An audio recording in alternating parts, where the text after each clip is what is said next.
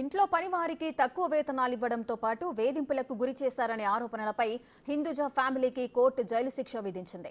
ప్రకాష్ హిందూజా సహా కుటుంబంలో నలుగురికి స్విట్జర్లాండ్లోని జెనీవా కోర్టు జైలు శిక్ష విధిస్తూ శుక్రవారం తీర్పు వెలువరించింది. మానవ అక్రమ రవాణాకు పాల్పడుతున్నారనే తీవ్రమైన నేరారోపణను తోసిపుచ్చింది.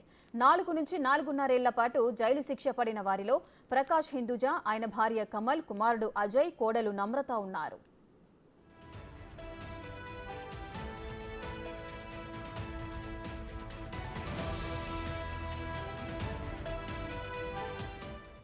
నిరక్షరాస్యులైన భారతీయులను తీసుకొచ్చి జెనీవాలోని తమ విలాసవంతమైన విల్లాలో సేవకులుగా నియమించుకున్నారని, వారి పాస్పోర్ట్లను ప్రకాష్ హిందూజా కుటుంబం తీసేసుకుందని ప్రాసిక్యూషన్ ఆరోపించింది. వేతనాలను స్విస్ కరెన్సీలో కాకుండా రూపాయల్లో చెల్లిస్తున్నారని, అది కూడా సేవకుల చేతికి ఇవ్వకుండా భారత్లోని వారి బ్యాంకు ఖాతాల్లో జమ చేస్తున్నారని తెలియజేసింది.